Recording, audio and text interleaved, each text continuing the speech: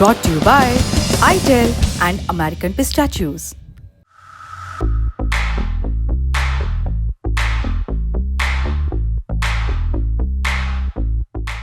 जम्मू कश्मीर की बात करते हैं, जहां एक फैशन शो पर सियासत हो रही है और सूबे के मुख्यमंत्री उमर अब्दुल्ला को विधानसभा में खड़े होकर के इसका जवाब देना पड़ रहा है। क्या है ये केस, जानने के लिए 7 मार्च की तारीख में चलना होगा। जगह श्रीनगर से लगभग 51 किलोमीटर दूर गुलमर्ग का इलाका।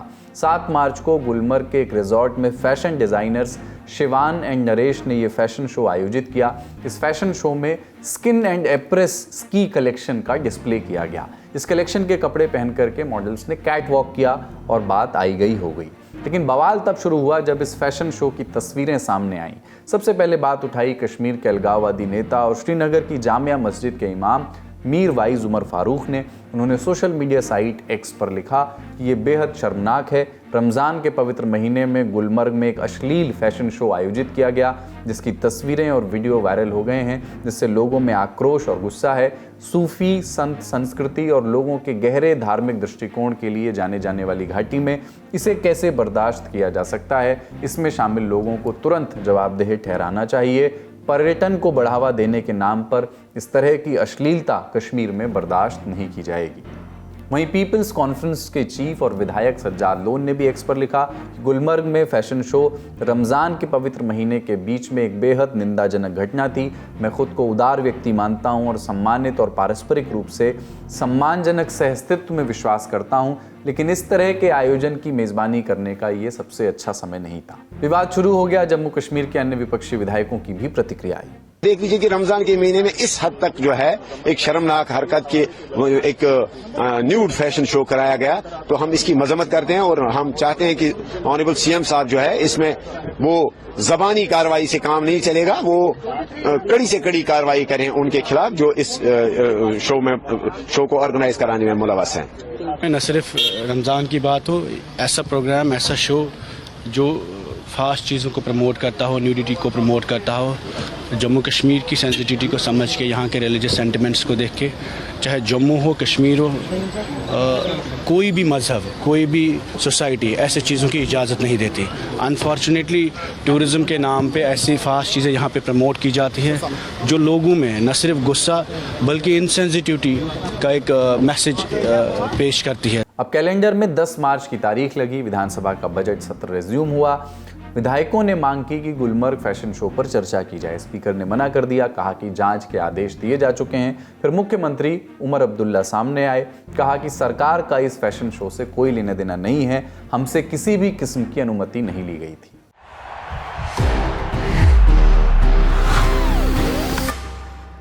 That's the power of pistachio.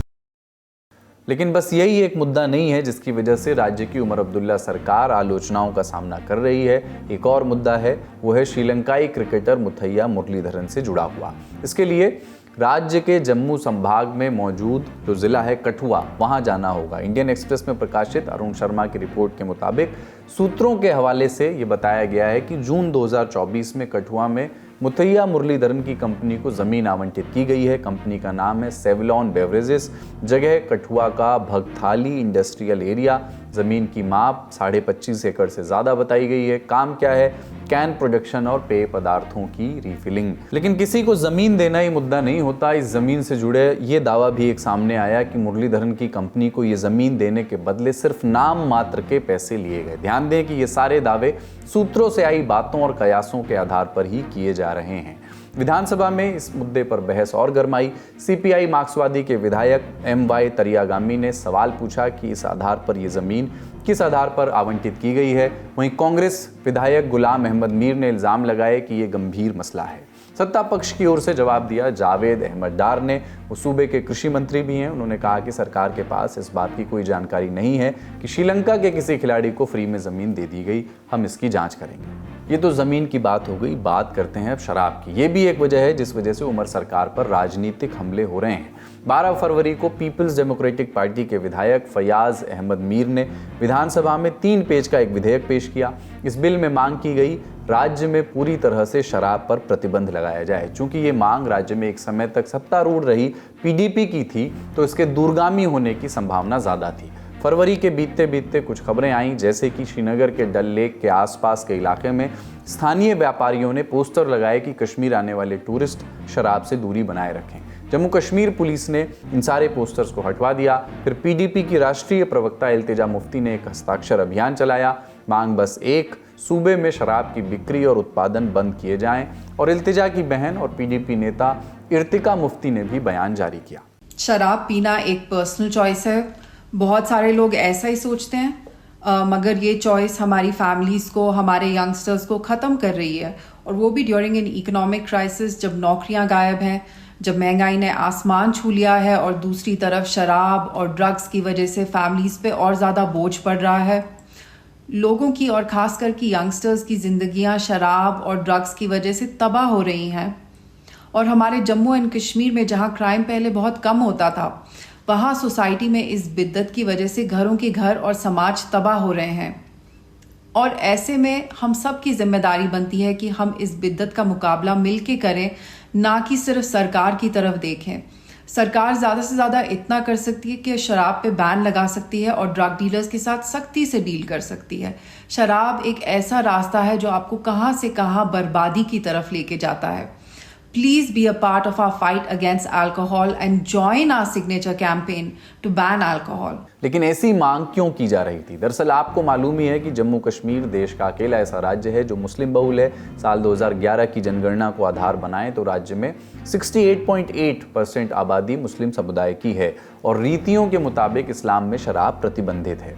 ऐसे में सूबे की पार्टियां ये मांग कर रही हैं कि धार्मिक बहुलता का ख्याल रखा जाना चाहिए, इसलिए शराबबंदी लागू हो। आप लोग जानते हैं पिछले 4-5 सालों में जम्मू कश्मीर ने शराब के कितने ठेके बढ़ाए हैं। Alcohol is freely available. हमें पता है हमारे जो यंगस्टर्स हैं वो ड्रग्स में भी जा रहे हैं, शराब में भी जा रहे हैं, जिसकी वजह से यहाँ जो फैमिलीज हैं वो टूट रही हैं। हमारा जो मॉरल फैब्रिक है वो कहीं ना कहीं अफेक्ट हो रहा है। इसलिए मैं हमारी जो पब्लिक है उनसे भी गुजारिश करूंगी, पीडीपी ने जरूर ये बिल लाया है, लेकिन हम चाहते हैं कि जो हमारी पब्लिक है वो भी हमारी इस मुहिम में हमारा साथ दे।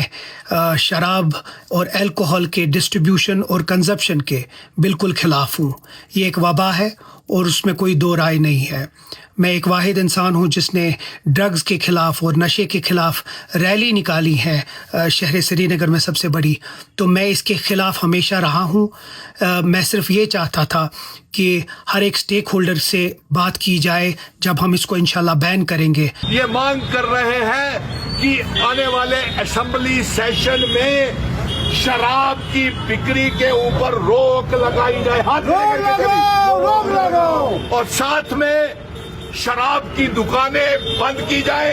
और इस मार्च से जो सरकार ने टेंडर और बिडर्स बुलाने हैं शराब की दुकानों के लिए, वो बिड्स और वो दुकानें के टेंडर नहीं बुलाए जाएं। नहीं होना चाहिए। शराब की दुकानें बंद करो। हिंदुस्तान टाइम्स में छपी मीर एहसान की रिपोर्ट के मुताबिक पीडीपी की इस मुहिम को इंजीनियर रशीद की अवामी इत्तेहाद पार्टी का साथ तो मिला ही है, साथ ही प्रमुख विपक्षी दल भाजपा का भी साथ मिला है। वहीं सत्तारूढ़ नेशनल कॉन्फ्रेंस के कुछ नेताओं ने भी शराबबंदी का समर्थन किया है, जिसमें श्रीनगर के लोकसभा सांसद आगा रोहल्ला का नाम भी आता है। ये खबर ये भी बताती है कि कोई कुछ भी कहे, लेकिन राज्य सरकार इस प्रस्ताव पर बहुत गंभीर नहीं दिखती है, इसके लिए बहुत राजी नहीं दिखती है। कारण शराबबंदी होने से राज्य को हर महीने 2500 करोड़ के राजस्व का नुकसान हो सकता है। एक इंटरव्यू में जब मुख्यमंत्री उमर अब्दुल्ला से सवाल पूछे गए इस बाबत, तो उन्होंने कह दिया, शराबबंदी हमारे चुनावी घोषणा पत्र का हिस्सा नहीं है। हमने स्थानीय पत्रकारों से बात की इस पूरी पॉलिटिक्स की टोहली।